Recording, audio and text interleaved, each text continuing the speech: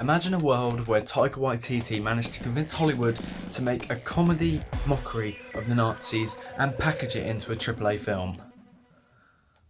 Well, you guessed it, he went and done it.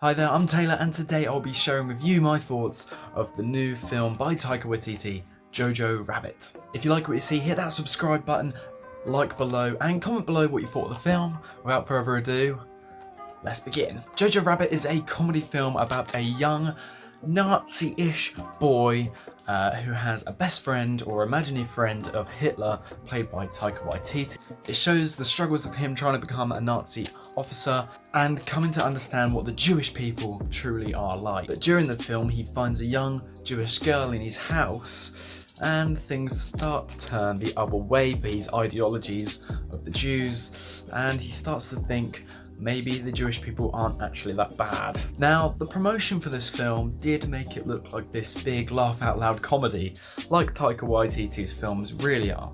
But as usual, it's got this underlying tense, dramatic tone and storyline behind it. The humanity of the war really comes out through Taika Waititi's storyline and the progression of the characters and how characters are affected by the Germans and the Gestapo, and it really is a film with a lot of heart and soul. Now let's start off with the positives. First of all, we have a really, and I mean really, good set of characters. Whoever casted these lot, if it was Taika, I don't know, did a really good job. First of all, Scarlett Johansson plays the mother of JoJo, and I kind of saw her as a response to what the audience is feeling towards the Nazis and their feeling of empathy and sympathy for the Jewish people. I think she was sort of the doorway between us and JoJo. Of course, we had Yorkie in the film. I don't know who he's played by. I couldn't actually find it. I couldn't find the name. I don't know if I've spelt it wrong. But he's sort of the fat little kid, the friend who, he's great. He has some really funny scenes in it with a bazooka firing off, and then at one point the Germans gave him paper armour just to mock how the Germans sort of, their strategies in the war were pretty pathetic if you search up about how they plan to invade Russia, and it is laughable. And how they defend themselves in this is pretty laughable. But yeah, Yorkie has some great scenes. There's another kid in it that throws a knife and it rebounds off a tree and hits someone in the knee, and the comedy is hilarious with some of the characters. There's not just funny moments with characters, there's also some tense moments. Stephen Merchant has a pretty small scene in it. It's about 10 minutes long, but I think he might have also had something to do with the production of the film. But he was great as well, and he was part of the Gestapo, and he did a great job. Of course, the music was fantastic with a bit of David Bowie and I think a bit of the Rolling Stones or something, I can't remember. Beatles, that's it.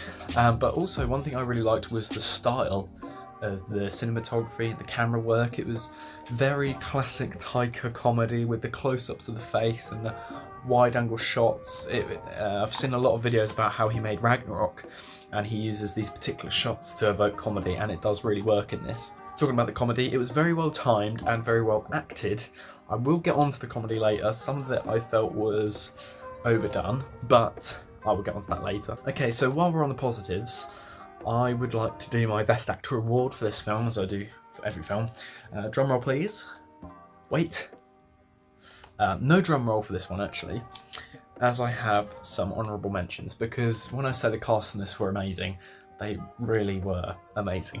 First of all, Sam Rockwell as the sort of Nazi captain who's a bit drunk, and he used to fight but now he's got a weird eye, and he was hilarious. He was a show stealer. He was really likeable despite being a Nazi, and I just really liked him. I think Sam Rockwell did a really good performance. Other films I've seen him in, he's a bit whiny and a bit annoying, but this, he suits this kind of more heroic role.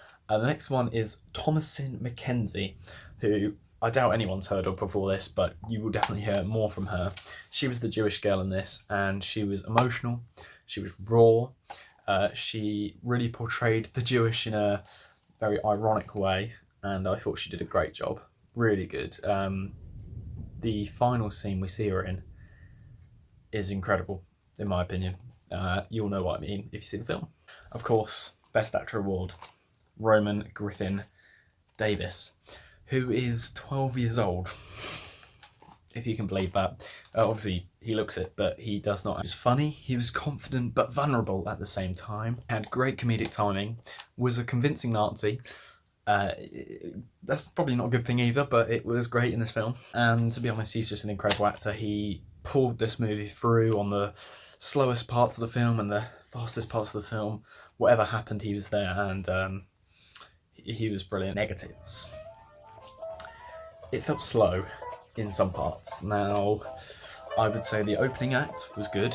We saw a lot of exposition of the different characters, what they believed in, and the ending was pure gold in my opinion, all the way from the Gestapo onwards. That's what I'll say if you haven't seen the film. The middle act, what happened? It felt slow, it felt like nothing ever happened. It was a bit of character development, I guess, but that could have been done a lot quicker, and you already kind of knew about the characters. The comedy was sometimes repetitive and overused, and I didn't enjoy it, and it didn't pull me through the film. But Hitler, I have problems with Hitler. Of course I do. He was funny, but he was too funny and too light-hearted, and he never seemed like a villain. There never seemed to be a threat in the film. He would exasperate a scene from tension and make it comedy relief. And as much as that's cool, he only gets angry once in the film. I don't respect that portrayal of Hitler. I wanted him to be really taken a mock of, and I don't know, that's just me. Overall, in my conclusions, this film is a film with heart and soul. The cast are amazing, and I will definitely want to watch it again to see what I think of it the second time. Yeah, you leave the cinema with intriguing thoughts about the war, and the characters of the Jewish girl and JoJo, them two really make this film special. And rating wise,